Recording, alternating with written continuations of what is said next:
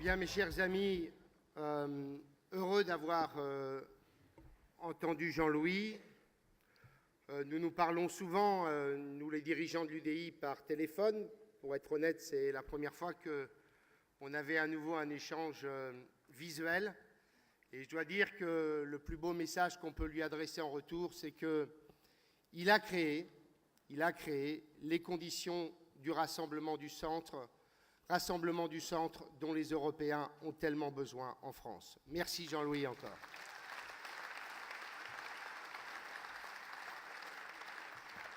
Alors mes chers amis, compte tenu du temps, je vais faire extrêmement court et grosso modo tous les messages ont été passés. Je voudrais simplement me limiter à un seul message qui est extrêmement simple et que j'aimerais que nous partagions. Ce message, il est celui de se dire que ce dont souffre en fait le plus l'Europe aujourd'hui, c'est d'une espèce de lassitude.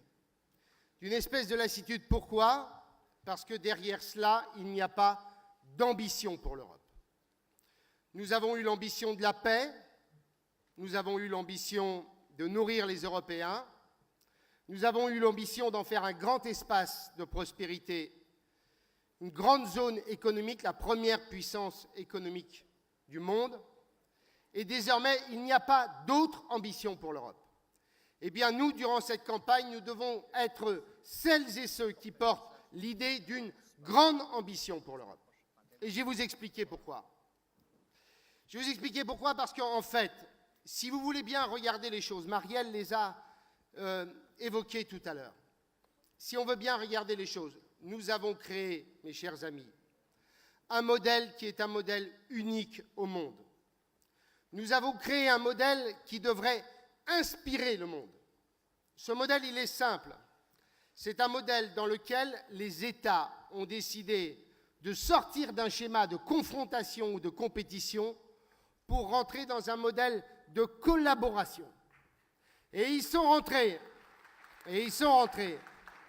non seulement dans un modèle de collaboration, mais ils ont créé un ordonnancement juridique supranational qui s'impose aux États et qui donne des droits aux individus et aux citoyens européens.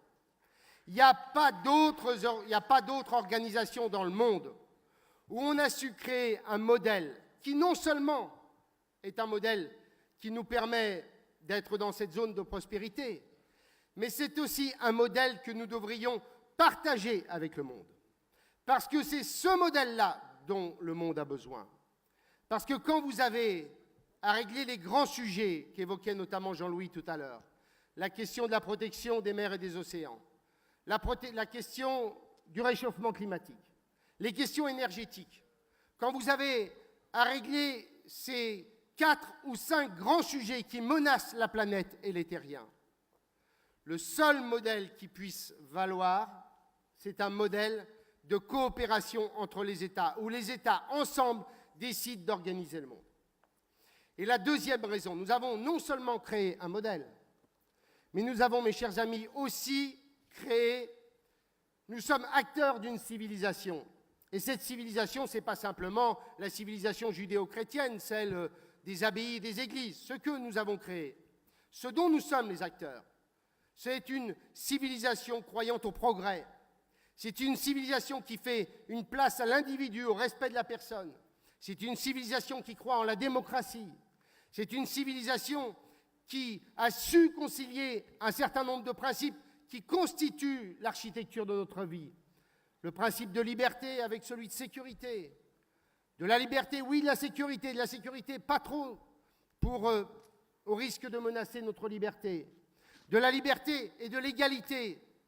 De l'égalité, mais le respect des différences. Ce modèle-là, mesdames et messieurs, nous n'avons pas seulement à le défendre, ce n'est pas simplement un système défensif que nous avons à créer.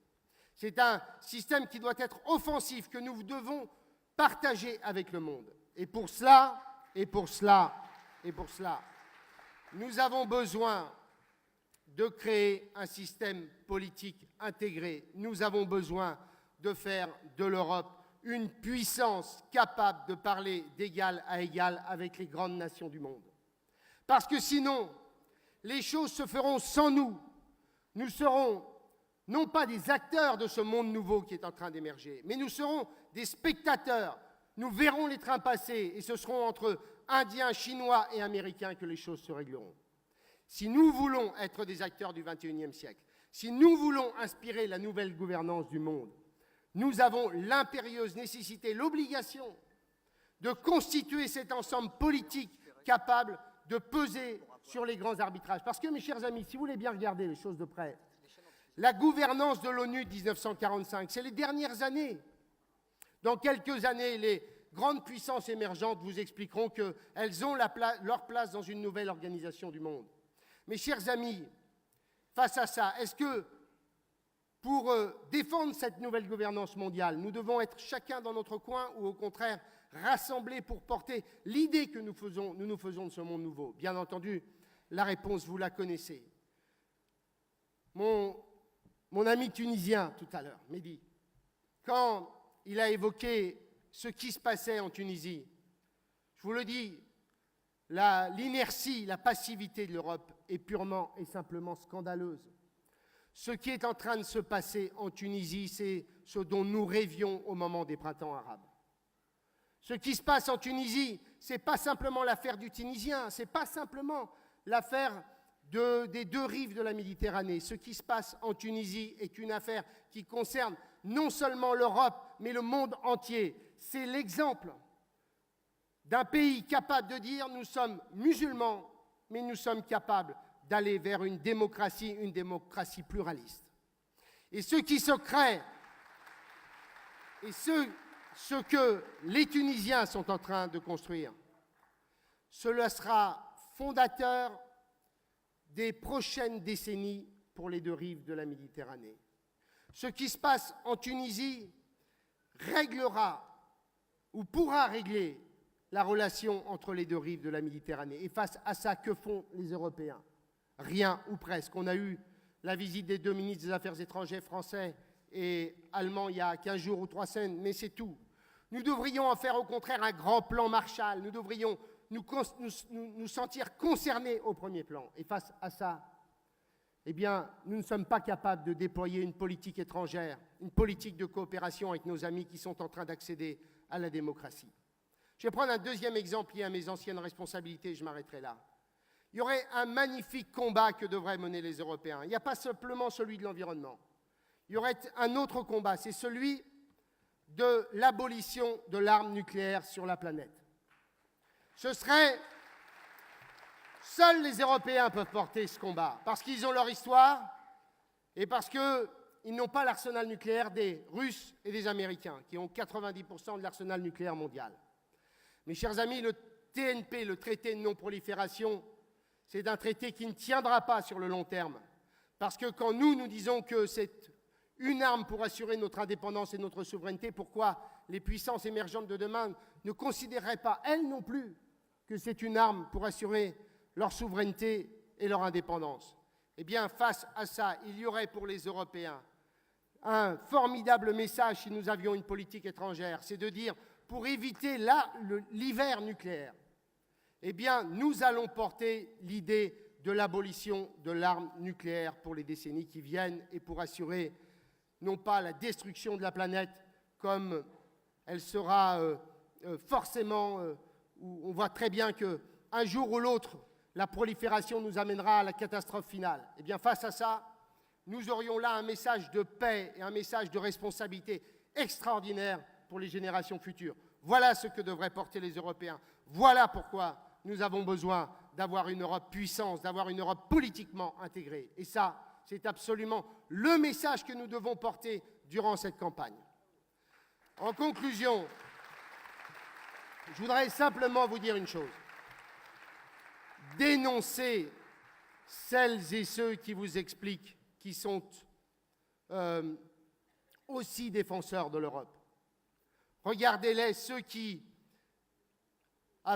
sont aux manettes du pays depuis plus d'une trentaine d'années, depuis 1981. Je parle de l'UMP et du Parti socialiste. Ils nous disent, mais nous aussi, on est européens. Mais qu'ont-ils fait de cette campagne électorale? Pas même un meeting national, pas même de grands débats pour faire en sorte que cette question soit intégrée dans le débat démocratique et dans le débat public. Ils ont changé, nos camarades socialistes, tous les modes de scrutin, sauf le mode de scrutin le plus débile, c'est-à-dire le mode de scrutin européen tel qu'il est fait en France. Ils nous ont expliqué 5 fois en 15 ans que le traité qui venait d'être voté était le bon traité, tout en engageant immédiatement la discussion suivante. Et vous pourriez prendre sujet après sujet. Ils ont fait de l'Europe une Europe intergouvernementale. Et ils ont oublié que l'Europe, ça n'est pas la somme des intérêts des nations, mais que l'intérêt général européen transcende l'intérêt des nations, mais, bien entendu, favorise l'intérêt des nations. Et c'est cela que nous devons défendre. Alors, mon cher Guy, en mot de conclusion, avant de te passer la parole, quand j'étais ministre de la Défense, on a eu un sommet en Belgique de l'Union européenne et mon collègue européen nous a offert des boutons de manchette aux couleurs de la Belgique. Je dois dire qu'il m'arrive très rarement de les porter. Alors, mon cher Guy, ce que je te propose, c'est que je vais t'en donner un ce soir et je te donnerai le suivant dans quelques semaines lorsque tu seras président de la Commission. Merci.